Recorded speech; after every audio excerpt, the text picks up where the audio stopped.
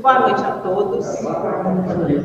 Sejam todos bem-vindos a mais uma noite de estudo, de reflexão acerca da nossa doutrina. Então, esse mês de agosto, é o mês em que se comemora o nascimento do nosso querido patrono, Dr. Bezerra de Menezes. Então, nós temos trazido mensagens desse livro que é maravilhoso, comentários evangélicos. O de hoje é a lição número 11, aperfeiçoamento. Aquele que quer em mim fará as obras que faço. João, capítulo 14, versículo 12. Alguns percebem nessas palavras de Jesus promessa de virmos a praticar fenômenos de cura tais como os que ele realizou. Recordemos, entretanto, que antes de ser ele o mestre, foi discípulo. Antes de ser Cristo, foi humilde. Antes de se tornar redentor de toda a humanidade planetária, redimiu-se a si mesmo. E ainda antes de ser nosso irmão maior, foi simplesmente um dos filhos de Deus. Disponhamos-nos a realizar primeiramente a tarefa de autorredenção, autocura e autoesclarecimento, antes de pensarmos em libertar, retificar e iluminar o próximo. Pois sem nos unirmos a Deus, ninguém a Ele poderemos conduzir. Elevemos, então, os nossos pensamentos ao alto, agradecendo a Deus por tantas bênçãos, por tantas possibilidades que coloca em nossos caminhos. Que Jesus, nosso mestre, nosso guia e modelo, possa ser para nós sempre a luz a nos guiar por caminhos que sabemos serem os melhores a serem trilhados. E ao nosso querido patrono, o nosso agradecimento por esta casa que nos acolhe, que nos possibilita a convivência, que nos possibilita o trabalho, o estudo. Que sejamos, Pai, eternamente gratos por tantas bênçãos e que saibamos aproveitar cada uma delas. Rogamos também, Pai querido, esta noite, pelo nosso querido palestrante, que ele traga as palavras que possam chegar a cada uma das nossas necessidades, para nós encarnados e para os desencarnados também. Que o teu amor nos envolva e nos possibilite uma vida fraterna. Que cada dia, Pai, possamos nos esforçar para vivermos neste ambiente de paz e harmonia em todos os lugares que formos. Obrigado por tudo e ser conosco hoje e sempre.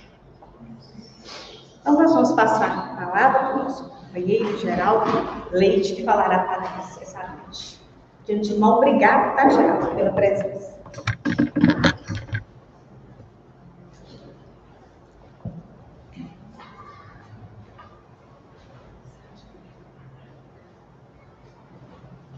Se tiver para valer, pode achar vocês. Acho que fica melhor, mais contraste, Boa noite, meus irmãos. Que a paz do Divino Mestre permaneça com todos nós. Nós agradecemos a Deus, a Jesus, essa oportunidade de trabalho, de estarmos aqui com vocês.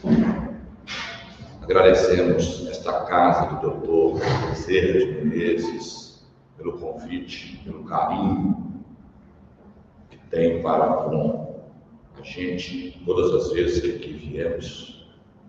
Agradecemos a espiritualidade amiga,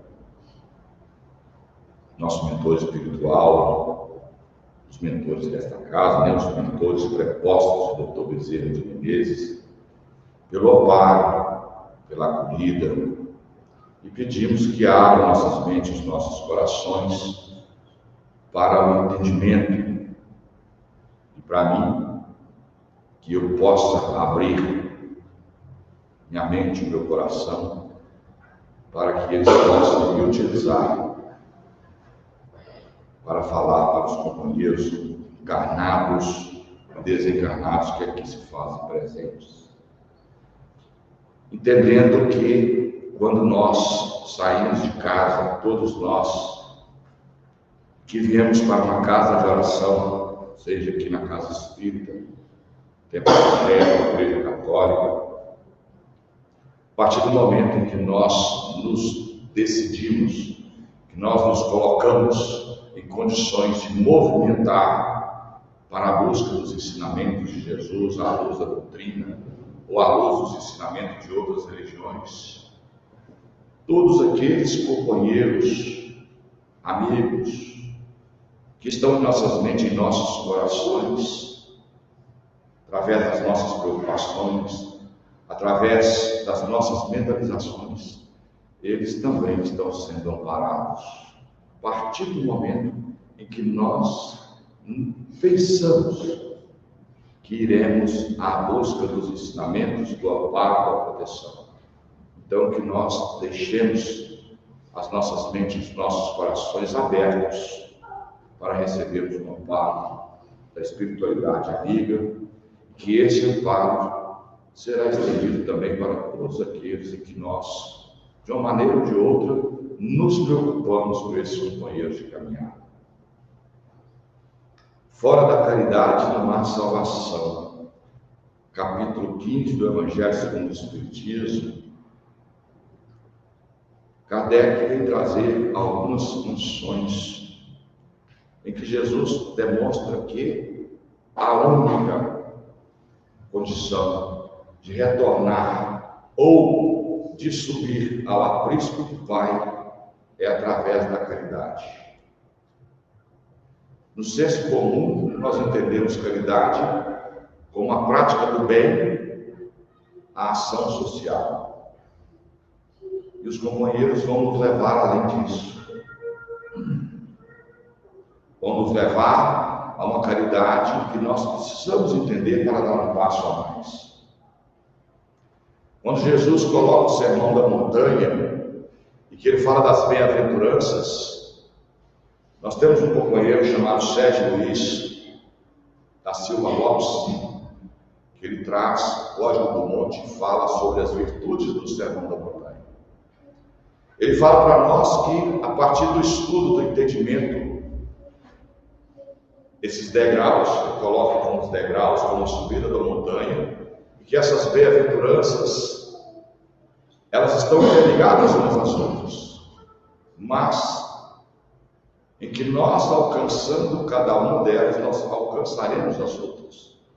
Mas ele coloca para nós que essas virtudes são as virtudes que vão nos levar da simplicidade à angelitude. Assim também nos falou Gandhi, quando ele disse que se todos os livros da humanidade se perdessem e sobrasse apenas o Sermão da Montanha, nós sairemos da simplicidade e chegaríamos na angelitude. E as virtudes que estão nos Sermões da Montanha, nessas bem-aventuranças, são as virtudes em que os companheiros vêm nos trazer. Está além, um passo além da prática do bem e da ação social, que muitos de nós, muitas das vezes, praticamos. O companheiro fala para nós, Sérgio Luiz, que todos nós estamos no patamar da montanha, nós não somos espíritos de hoje. Todos nós já alcançamos um patamar, uns mais acima, outros mais abaixo. Mas todos nós temos condições de olhar para trás, enxergar a caminhada, enxergar os companheiros que estão vindo e temos condições de parar. Do mesmo modo que nós olhamos para cima e entendemos que também temos companheiros que estão acima e em condições de nos ajudar. Então nós todos podemos dar um passo a mais, um passo além, nessa caridade como nós entendemos a prática do bem, a ação social. Kardec traz para nós em Mateus, no capítulo 25, versículo 31 a 42, todos nós já conhecemos a passagem. Então, às vezes, eu vou pular alguma coisa da passagem, mas dá para ter um entendimento. Ele fala, nesse último julgamento, e Jesus fala assim: ora, quando o Filho do Homem vier na sua majestade, e reunidas diante dele todas as nações, separará uns dos outros, como o pastor separa os bodes das ovelhas. Então dirá o rei: vinde benditos do meu Pai, tomai posse do reino que vos foi preparado desde o princípio dos tempos. Porquanto tive fome e me destes de comer, tive sede e me destes de beber, careci de teto e me hospedastes, estive nu e me vestistes, achei-me doente e me visitastes, estive preso e fostes me ver. Então responder-lhe-ão os justos: Senhor, quando é que te vimos com sede e te demos de beber, com fome, te demos de comer? Quando te vimos carecendo de teto e te hospedamos? Quando te vemos, enxergamos nu? E ele dirá: em verdade vos digo, todas as vezes que isso fizestes a um desses mais pequeninos dos meus irmãos, foi a mim que o fizestes. Então veja bem, meus irmãos, que Jesus fala da prática do bem em várias situações. Na necessidade, em várias dificuldades, em que os companheiros de caminhada estão passando. Então dirá em seguida aos que tiverem à sua esquerda: afastai-vos de mim, malditos do meu Pai, ide para o fosso eterno, preparado para o diabo e seus anjos. E eles também perguntarão a mesma coisa: Senhor, mas quando é que nós te vimos com sede, com fome, e nós não fizemos?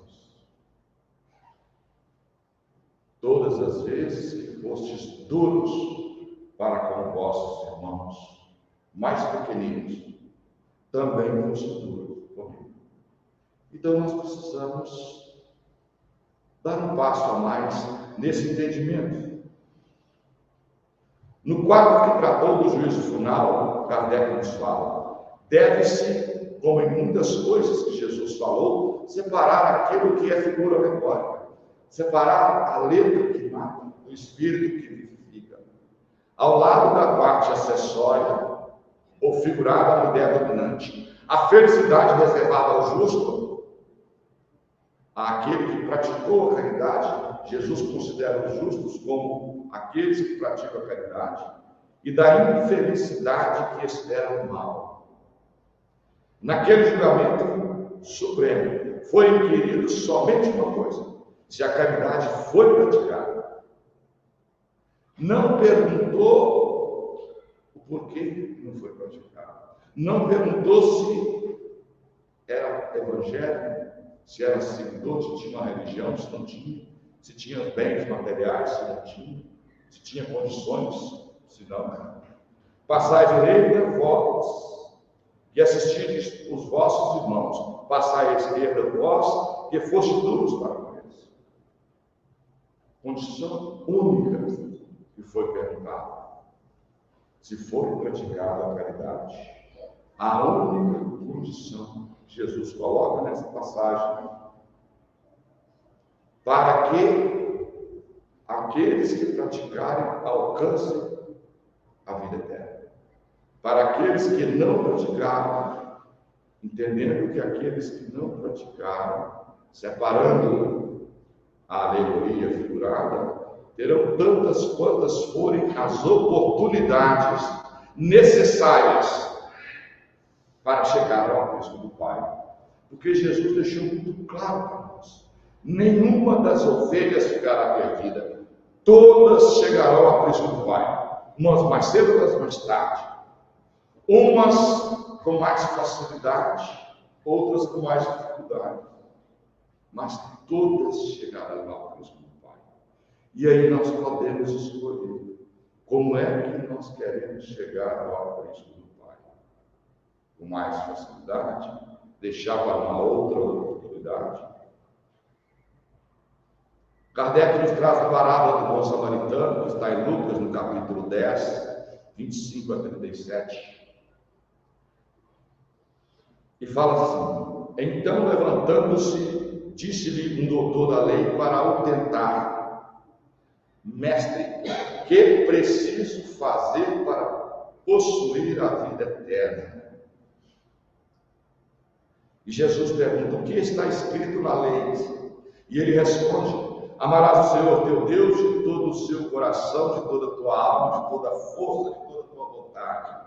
E Jesus fala: respondeste de forma justa, faze isso e possuirá a vida eterna.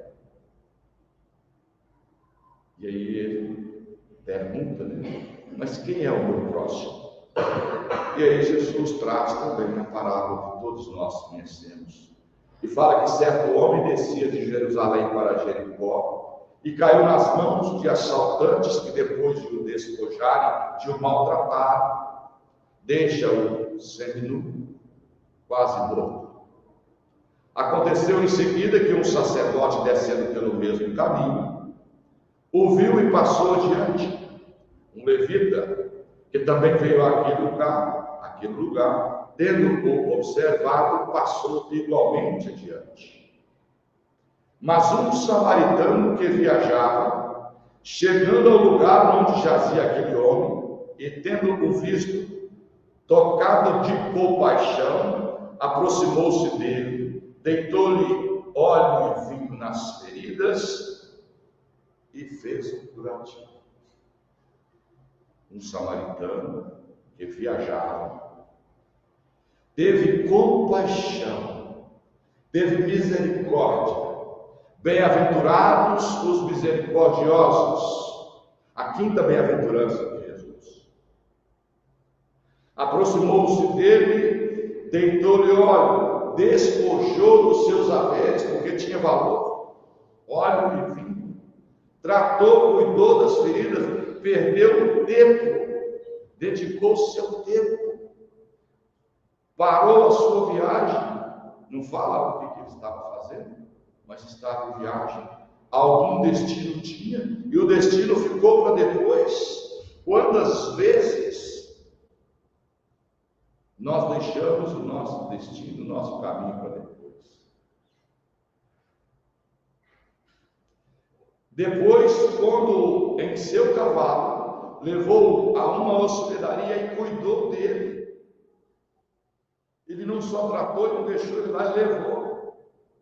Desceu o seu cavalo, colocou o desconhecido, porque não sabia, porque não tinha roupa. Colocou no seu cavalo, levou a uma hospedaria e cuidou dele. No dia seguinte, tirou 2 denários e os deu ao hospedeiro, dizendo: trata muito bem deste homem, e tudo que despenderes a mais, eu te pagarei quando regressar. Pôs o cavalo, levou para a hospedaria e passou a noite cuidando dele. No dia seguinte, desembolsou os seus valores e pediu ao hospedeiro: toma conta de gastares a mais. Quando eu retornar, se comprometeu em retornar para continuar com a prática da caridade. A caridade não encerra na hora em que você faz a ação social ou que você pratica o bem. Muitas das vezes ela perdura, ela precisa perdurar, precisa ter um final. E muitas das vezes, quando a campainha toca, a gente já leva a ação social e já entrega para ficar livre do companheiro. Qual destes, pergunta Jesus, parece ter sido o próximo daquele que caiu no poder dos ladrões? E ele, como era inimigo do samaritano, aquele que procedeu com a caridade. Então Jesus fala: então vai e faz da mesma forma. Informe-se da ortodoxia da fé, moribundo, sem roupa, não sabia da fé. Faz extensão dentro do credo um modo, credo do outro. Fez extensão se o pastor, o sacerdote, o levita, que eram conhecedores da lei, que deveriam praticar a ação social, ele não pergunta. Jesus coloca o samaritano que pratica o amor do próximo acima do ortodoxo que falta para a caridade. Não considera, portanto, a caridade como uma das condições para a salvação, mas como condição única. Mas vejam bem que nós estamos falando de uma caridade, Jesus está falando da caridade, Kardec vem nos mostrando que não é essa caridade do senso comum. A prática do bem, a ação social, ela vai mais além. E nós precisamos, porque todos nós estamos no patamar, todos nós temos momentos de humildade. Bem-aventurados os pobres em espírito. Todos nós temos momentos de mansuetude. Bem-aventurados os mansos de coração. Todos nós temos momentos de fé, principalmente quando tudo está no bem bom, tudo está bacana. Bem-aventurados que têm sede de fome de justiça. Todos nós temos momentos de caridade, onde nós perdoamos os companheiros de caminhada. Todos nós temos momentos de pureza de coração, em que nós pagamos as mágoas, e vejam bem os degraus das bem-aventuranças. Para eu fazer a limpeza de coração, eu preciso perdoar. Para eu pacificar, eu preciso limpar meu coração. A humildade, a primeira bem-aventurança, a base das bem-aventuranças. A caridade está no topo da montanha. Por isso, os nossos companheiros vão dizer que a caridade, ela tem que estar acompanhada de todas as virtudes. Não chegaremos ao aprisco do Pai se não trabalharmos todas as virtudes. O mandamento maior, e aí Kardec fala, primeiro os herodianos, depois os saduceus, a fazerem perguntas impertinentes a Jesus, tentando comprometê-lo ou ridicularizá-lo. Chegaram a vez dos fariseus, membros proeminentes do judaísmo, um deles que era doutor da lei, um escriba altamente conhecedor dos mandamentos da lei. Pergunta Jesus, mestre, qual é o maior mandamento da lei? Porque na realidade ele queria que Jesus falasse a partir dos meus ensinamentos. Não existe mais as leis de Moisés. E era isso que ele queria testar Jesus para ver se ele conhecia os 600, não sei quantos, 613, 615 mandamentos da lei. E Jesus responde para ele: amarás o Senhor teu Deus de toda a alma, de todo o seu coração, de todo o seu entendimento. Está em Deuteronômio, capítulo 6, versículo 5. Este é o primeiro e grande mandamento da lei. E ao segundo, semelhante ao primeiro, porque eles consideravam os mandamentos iguais, não tinha um mandamento maior. Amarás o teu próximo como a si mesmo. Está em Levítico, capítulo 19, versículo 18. E Jesus arremata e diz: nesses dois mandamentos estão a lei e os profetas. E aí Kardec fala: caridade e humildade. Humildade na base da montanha, caridade no topo da montanha, sendo a única da salvação. Porque não tem como nós começarmos a subir a montanha se não for pela base. Não tem jeito. E a base é a humildade. Orgulhoso, humilde, não tem. Prepotente, arrogante, humilde, não tem.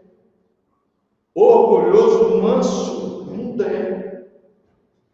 Tem que começar pela humildade.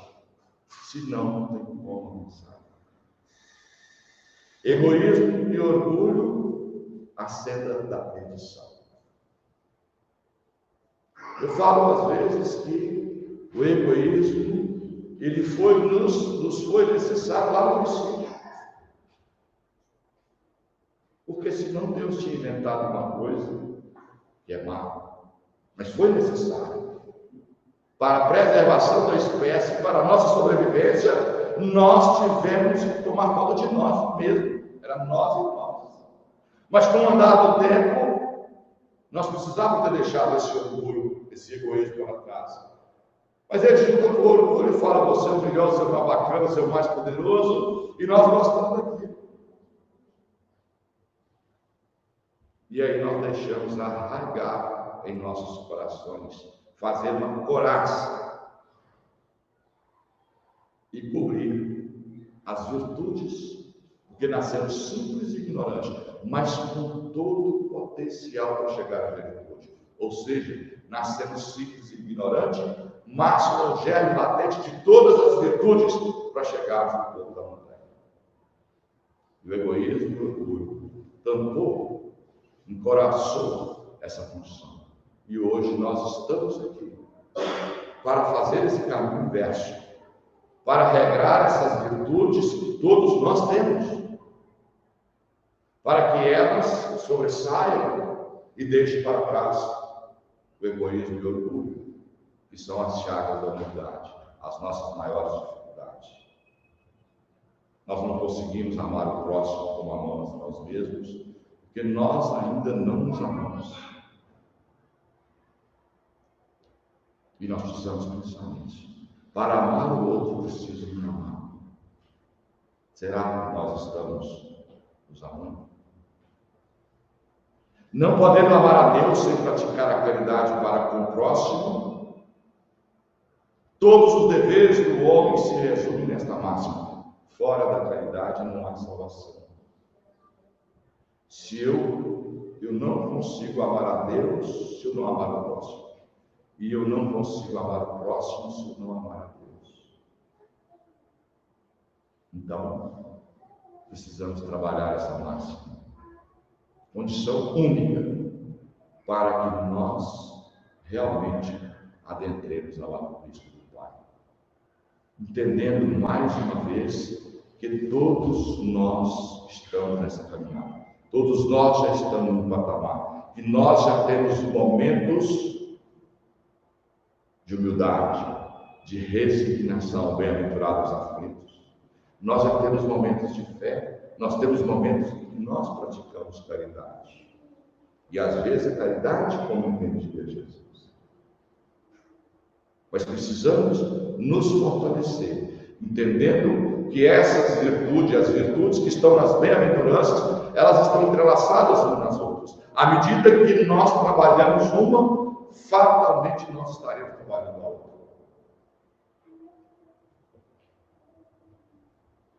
E aí nós vamos trazer a necessidade da caridade, que também está no capítulo 15, e logo depois a instrução dos Espíritos, que vai nos falar através de Paulo também.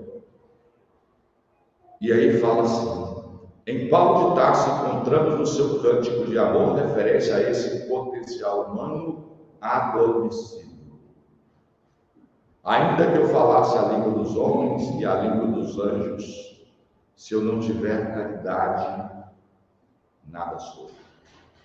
Ainda que eu tivesse o controle de tudo, tivesse o conhecimento de tudo, ainda que eu tivesse a fé que arrastasse a montanha, se não tiver caridade, a caridade está acima da fé. E quando eu tivesse distribuído todos os meus bens para alimentar os pobres, se não tiver caridade, tudo isso de nada me servirá. E aí a gente fica pensando. Caridade, no senso comum, é a prática do bem, a ação social. Para Paulo de Tarso, a caridade é a prática do amor e ação. Quais são as virtudes? As virtudes que Jesus falou no Sermão da Montanha. As virtudes que estão nas bem-aventuranças. Se a caridade para Paulo de Tarso fosse apenas fazer o bem, a ação social não teria dito. E quando eu tivesse distribuído meus bens para alimentar os pobres, se eu não tiver caridade, tudo isso de nada me servirá.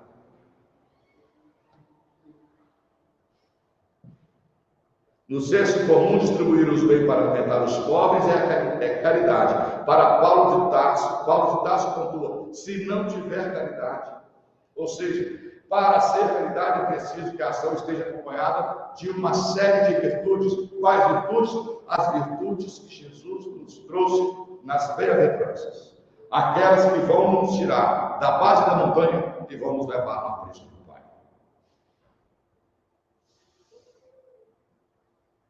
Então nós precisamos dar um passo a mais, porque nós já temos momentos em que nós praticamos caridade.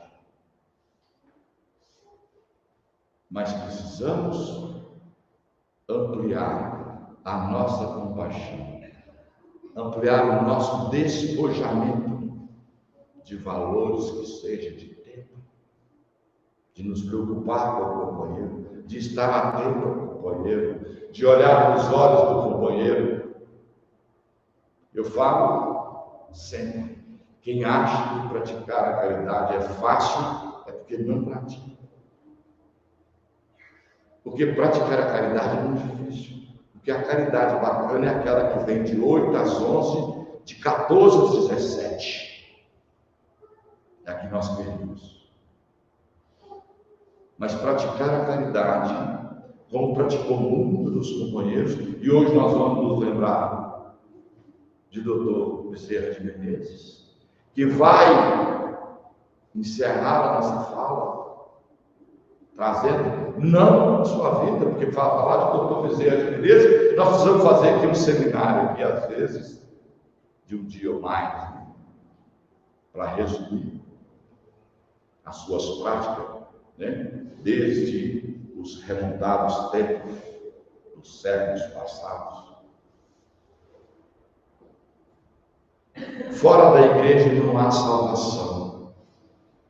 E aí Kardec vem nos trazer mais algumas situações para a gente entender. E ele fala assim, enquanto a máxima fora da caridade não há salvação, assenta-se num princípio universal e abre acesso a todos os filhos de Deus, à suprema felicidade.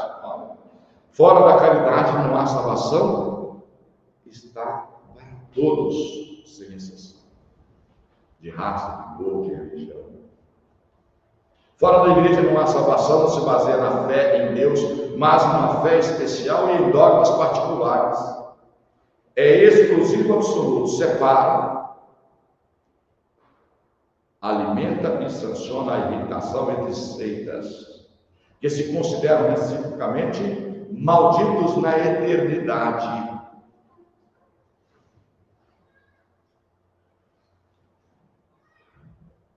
Temos companheiros, precisamos entender isso, que nasceram, cresceram numa religião em que pregam que fora da sua religião não há salvação. E muitos companheiros vivem essa realidade e nós não podemos desprezá-los. Mas precisamos entender que quando retornarmos ao mundo espiritual, todos nós, independente, não será perguntado pela religião. Nós falamos. Não vai ser perguntado por qual religião. Quando chegarmos, ou quando esses companheiros que pensam que só a minha religião é que traz a salvação, quando eles chegarem no mundo espiritual, eles vão tomar um susto e vão ver lá companheiros de outras religiões, ou às vezes que nem têm religião, na mesma situação que ele. Mas vão compreender com o passar do tempo. Mas, mesmo eu entendendo que é só na minha religião que está a salvação, quando eu chegar no mundo espiritual, a pergunta é só uma: o que fizeste do tempo que estivesse na terra? Quantas lágrimas secastes? É só o entendimento religioso que a minha era e não era, se eu comprei o terreno, se eu não comprei, se eu paguei, se eu não paguei.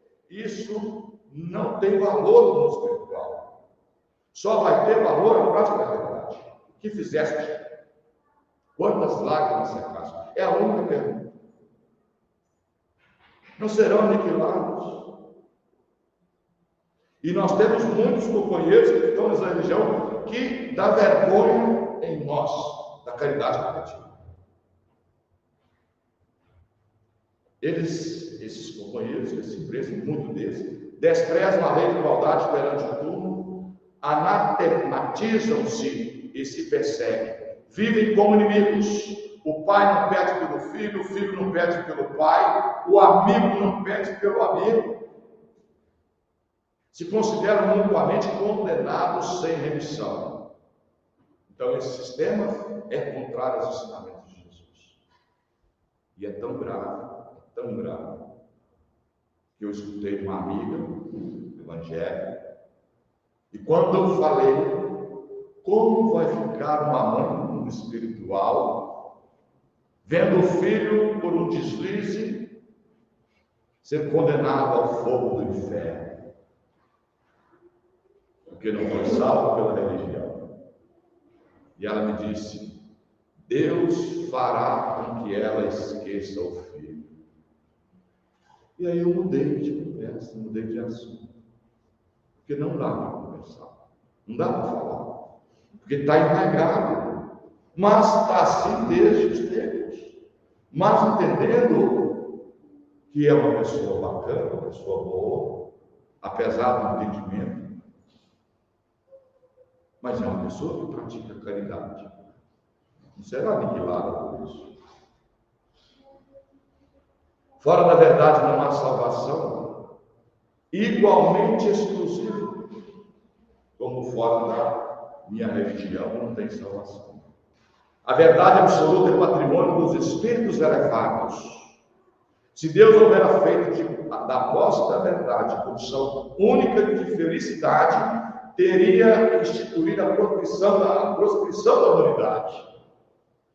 Porque nós temos conhecimento daquilo que nos é necessário. Nenhum de nós tem conhecimento da verdade absoluta.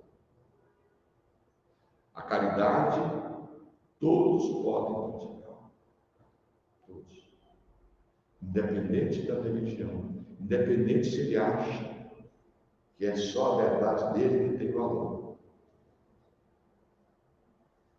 O Espiritismo, admitindo a salvação para todos, não diz para o Espiritismo não há salvação. E como também não pretende ensinar toda a verdade, também não diz só na verdade espírita que está a salvação. Mas esse é o entendimento que nós temos, que nós vivenciamos. Mas precisamos entender os companheiros de caminhada. E muitas das vezes, ou grande maioria das vezes, estão dentro do nosso lado. E nós não podemos condenar os companheiros. Mas precisamos entender que todos aqueles que têm condições e que praticam a caridade estarão na bênção do Pai. E todos aqueles que ainda não entenderam terão tantas quantas forem as oportunidades para entender e colocar em prática a caridade como Jesus entendia. E aí Paulo de Tarso, na instrução dos Espíritos, ele vem nos falar: fora da caridade não há salvação, encerra os destinos dos homens na terra e nos céus. Na terra porque viverão em paz. Na terra porque viverão em paz. No céu porque acharão graças diante do Senhor. A caridade brilha no céu na fronte dos eleitos, e na terra está gravada no coração daqueles a quem Jesus dirá: passai à direita, benditos do meu Pai.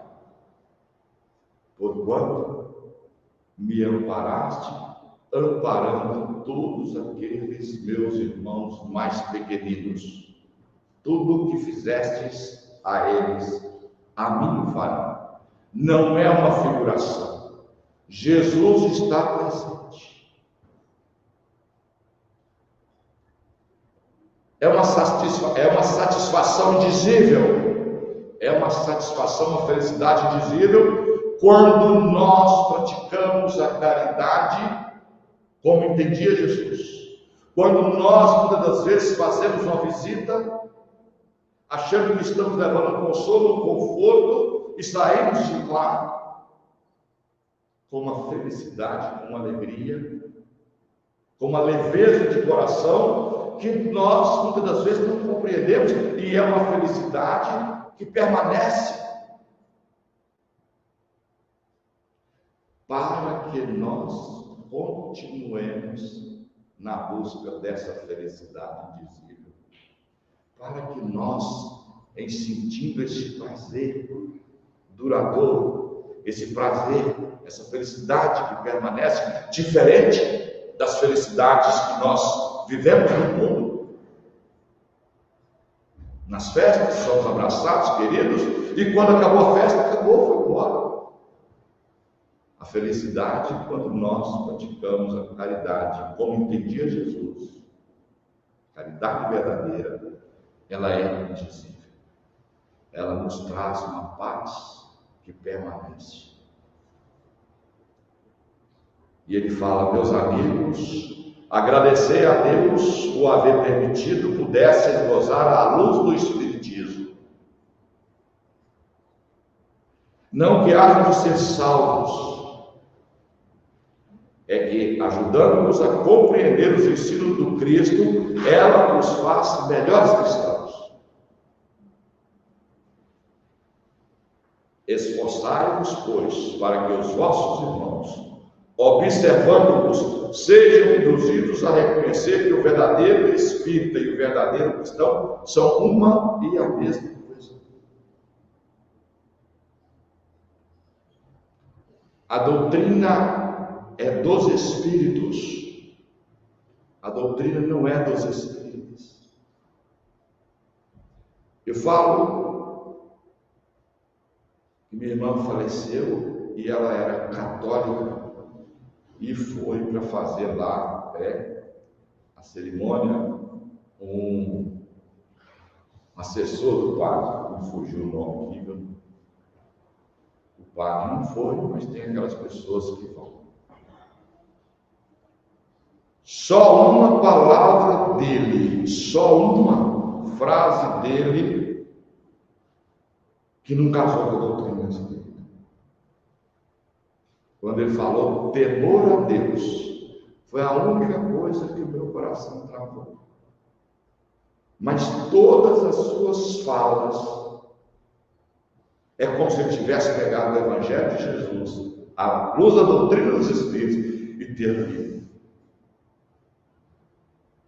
Então veja bem que os Espíritos do Senhor, que são as virtudes do céu, qual? Um comando superior, como estrelas, estão ardendo sobre a terra. Nós somos agraciados por essa doutrina, mas ela está em todas as religiões e fora delas. Igreja Católica tem idade de cura e libertação, mediunidade pura. A carismática, mediunidade pura. Está em todos os lugares. É uma doutrina dos Espíritos. Então ele nos chama para nos esforçarmos, para servirmos de exemplo, para sermos reconhecidos como seguidores do Cristo. E tem uma fala que diz: a palavra convence, mas o exemplo arrasta. Diz que Santo Agostinho fala com os seus discípulos: e de pregar o Evangelho, se preciso for, com palavras. Se preciso for. Na história da humanidade, temos testemunhado muitas pessoas que dedicaram suas vidas à prática da caridade. São pessoas que ofereceram a sua vida para fazer o bem. Nós temos testemunhado grandes espíritos, mas, com certeza, muitos de vocês conhecem espíritos anônimos. São a maioria que às vezes acolhem na sua vizinhança. que às vezes acolhe na sua comunidade, mas que não tem o tamanho desses companheiros que às vezes vieram para nos mostrar que tem condições de praticar a caridade como entendia Jesus. Nós não vamos nos arvorar a falar de Dr. Bezerra de Menezes, mas a gente queria falar alguma coisa para homenagear, né? Mês de agosto, 29 de agosto de 1831, né? Data do nascimento. E eu sei que esta casa, como inúmeras outras, estão em festa, né? E que tem a felicidade de ter um patrono como o Dr. Bezerra de Menezes. E aí a gente traz essa foto para trazer, né, Zaqueu aos tempos de Jesus. Zaqueu, que todos nós sabemos que era rico em bens materiais, mas pobre em espírito.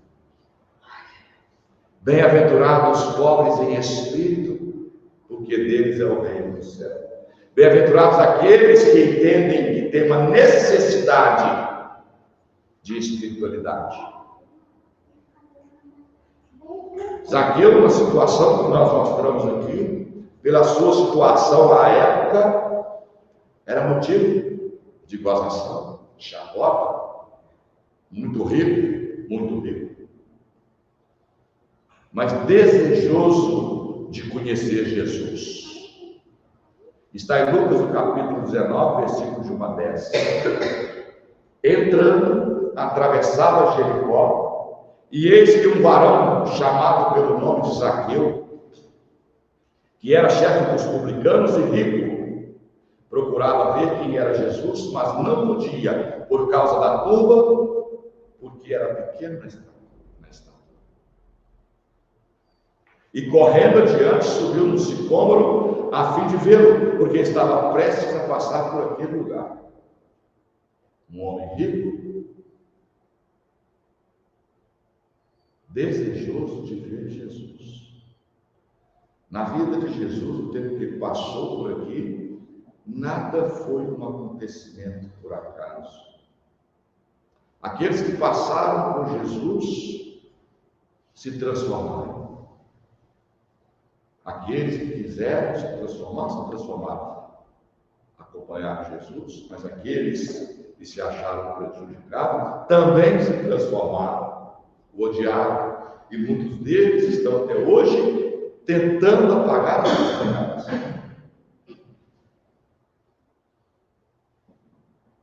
E quando chegou ao local olhando para cima, disse Jesus para ele: Zaqueu, apressando-te, desce, pois é necessário permanecer em tua casa. É necessário. Jesus já sabia que ia estar na casa de Zaqueu. Jesus foi para buscar Zaqueu. Jesus já sentia as vibrações de Zaqueu. Bem-aventurados os pobres em espírito. E Haroldo Dutra nos fala o que é esse pobre em espírito. Aqueles que têm necessidade de coisas materiais, precisam de bens materiais. Mas aqueles que são pobres de coisas espirituais, precisam de coisas espirituais. Foi assim com Jesus, foi assim com Zaqueu, mas foi assim com Mateus, que era rico de bens materiais, de poder, de conhecimento, mas era pobre em espírito, mas ardia em conquistar esses conhecimentos espirituais. E quando Jesus olha para ele e fala: segue-me, ele entrega tudo o que sabe, poder, dinheiro, e o seu poder. Você tem certeza, doutor? Era só o que eu queria. E assim com Zaqueu. E Zaqueu, apressando-se, desceu e hospedou com alegria. E ao ver, todos murmuravam, dizendo: ele foi perguntar como varão pecador. E aí, Lucas fala. Ficando de pé, disse Zaqueu ao Senhor: Senhor, eis que dou metade dos meus bens aos pobres, e se extorquir algo de alguém, restituo em quatro. Disse-lhe Jesus: hoje houve a salvação nesta casa. A casa quer dizer o coração de Zaqueu, porque este também é filho de Abraão, pois o Filho do Homem veio para buscar e salvar o que estava perdido. Veja bem, dar a metade, dou. Ele falou assim: olha, eu vou dar, não, ele falou: dou a metade, e se extorquir, vou devolver 4 vezes mais. Era tudo o que eles precisavam, encontrar com Jesus, e tomou a decisão. E aí nós vamos falar de uma jornada de Jericó para a terceira revelação. Zaqueu, líder dos publicanos. Os publicanos eram cobradores de impostos em Israel, a serviço do Império Romano. Ele desenvolveu a habilidade de lidar com os recursos em suas vidas pregressas, desde o reinado próximo de Salomão. Zaqueu já vinha de longa data, entendendo e utilizando os recursos materiais em favor dele próprio. Ele já estava em mercado. Amante das facilidades proporcionadas pelos bens materiais, deixou-se cegar pela ilusão da matéria, como muitos de nós. Zaqueu já vinha de longa data, mas entre os altos e baixos, entre os acontecimentos nas vidas pregressas, as dificuldades, as alegrias, os infortúnios, ele já estava desejoso por mudar de vida. Mas sem a presença, sem o magnetismo de Jesus para o fazer mudar de vida, era muito difícil. E ainda hoje é muito difícil para nós despojar dos nossos tempos, dos nossos valores, e aqui não estamos falando para entregar, mas muitas das vezes, e quando eu falo praticar a caridade difícil, muitas das vezes nós separamos as roupas, separamos as coisas, mas não entregamos. E passa 3, passa 4, passa 5, passa 6 meses, e de vez em quando a gente lembra uma roupa, ainda vai lá e ainda tira uma roupa. Não sei se acontece só comigo, ou se acontece com alguns de vocês. Às vezes a gente quer fazer, tem o desejo de fazer, mas não consegue. E os companheiros de caminhada, aqueles que ainda tentam apagar as pegadas de Jesus, ainda colocam os empecilhos. Quando a gente vem para a casa espírita, chega alguém. Quando a gente vai fazer o culto no lar, chega alguém chama, e aí a gente gasta o dia. Quando a gente vai fazer uma visita, o tempo escurece, a gente vai chover. Nós estamos desejosos, mas a nossa vontade ainda não prevalece. A busca dos seres humanos pela verdade costuma levar séculos ou até milênios, tantas vezes quando for necessário para chegar ao aprisco do Pai. Zaqueu estava sedento agora pela riqueza eterna e inicia a sua longa jornada de redenção a partir do encontro com Jesus.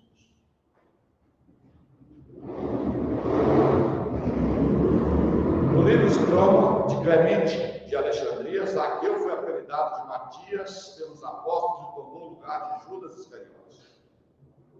Na época, ele se tornou o primeiro bispo de Cesareia Marítima, vivendo pelo Evangelho. Então já nos conta que Zaqueu começou a sua caminhada, a sua subida da montanha. Mas ele começou pela base. Porque se não for pela base, não é. começou a cumprir as suas promessas. E durante encarnações, para nós, quantas foram? Se foram 5, se foram 6, nós sabemos. A literatura fala, mas não é o que vamos tratar. Eu já falei que para tratar de Dr. Bezerra de Menezes, nós precisamos de muito tempo para esmiuçar, para entender, para ter a ajuda possível para uma caminhada melhor. Isso é no momento mais à frente. Por informações dos Espíritos, o venerando Dr. Bezerra de Menezes é uma das reencarnações de Zaqueu, proporcionando a todos nós uma inspiradora lição de como é possível desapegar dos bens efêmeros e dar às posses a sua verdadeira importância. É esse o entendimento. Essa é a busca que nós precisamos, muitas das vezes, entender quando nós conhecemos parte da história desse companheiro. Os gestos caridosos de Dr. Bezerra são incontáveis. Muitas das vezes entregando receitas juntamente com dinheiro a inúmeros pacientes desfavorecidos. E a literatura nos traz, algumas literaturas nos falam, que o ápice da sua redenção foi quando ele entrega o próprio anel, o anel de formatura, porque ele já não tinha mais nada.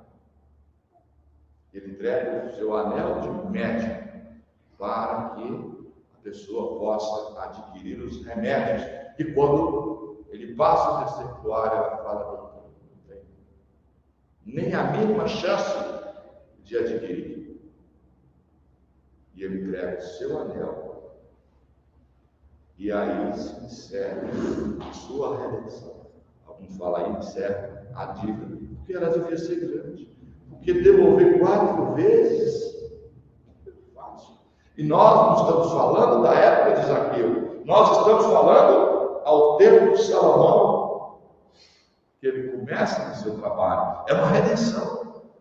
Que passou primeiro pelos infortúnios de vidas passadas e chega ao encontro com Jesus e ali se inicia o trabalho de redenção. E 18 séculos depois, se cumpre esse trabalho. Aquele que oprimia as pessoas com pesados impostos, agora oferta livremente o fruto de suas posses. É isso. Essa é a essência que nós precisamos compreender, entender. E com certeza, é isso que ele gostaria que nós entendêssemos. Terminou a vida sem posses, mas com a riqueza de inúmeros corações agradecidos. Terminou a vida sem posses. Bem-aventurados os pobres em espíritos, mas que alcançam essa espiritualidade, porque deles é o reino dos céus.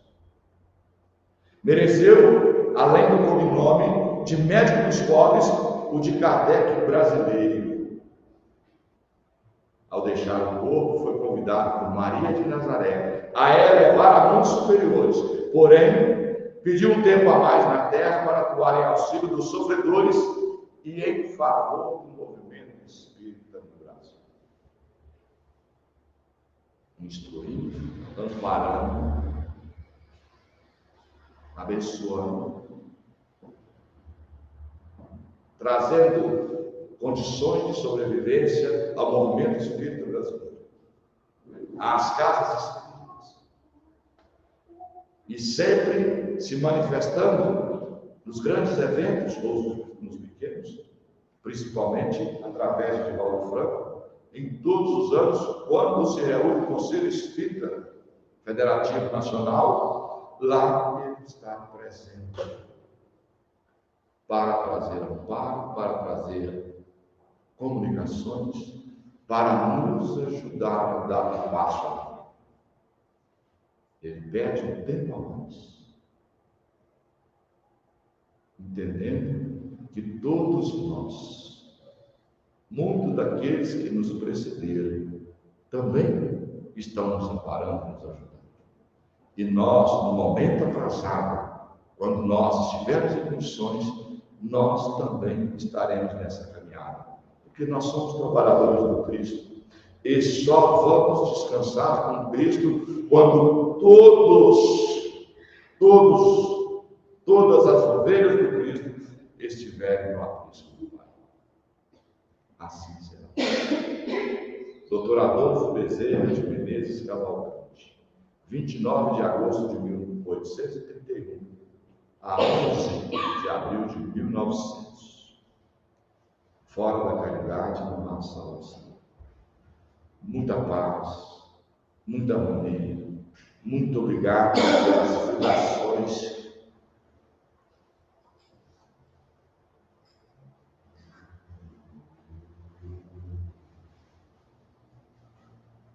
Que tenho recebido.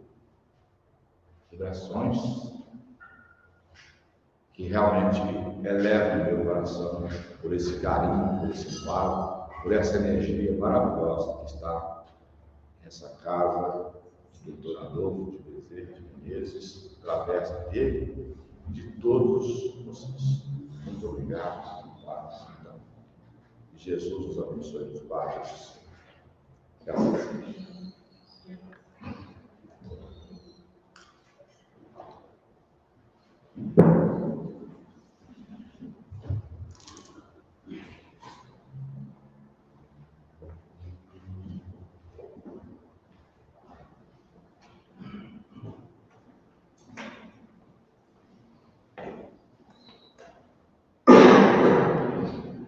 Amados, estamos diante de um quadro especial dessa noite.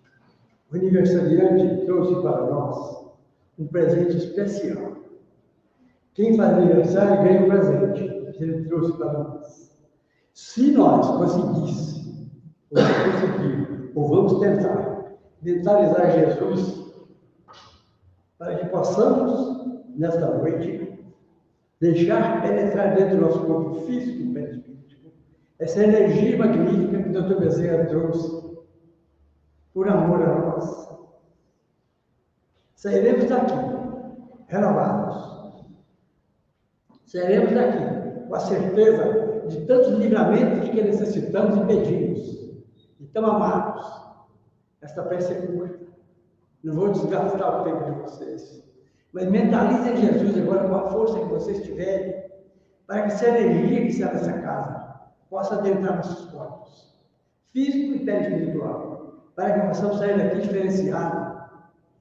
Ó Bezerra de Menezes, muito obrigado. Ó Jesus, obrigado por tanto nos amar, Senhor.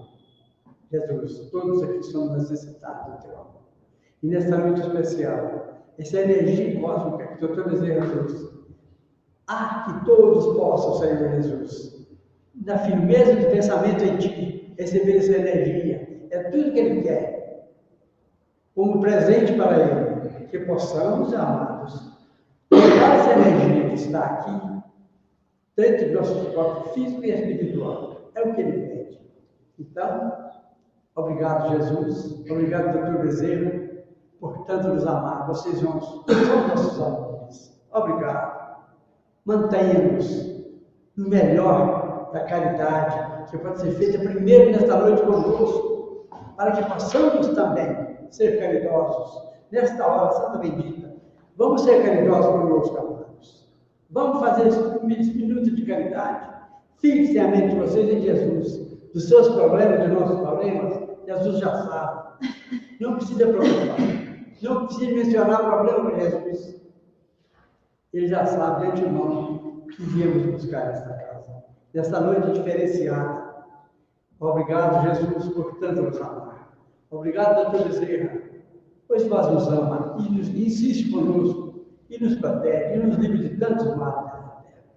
Obrigado a todos que estão aqui colaborando com o Dr. Bezerra. Ó, Dr. Bezerra, em nome de Jesus, o nosso falador dessa noite vem protegido por vocês, e que ele retorne a casa dele. Levando também essa energia à cidade onde ele mora.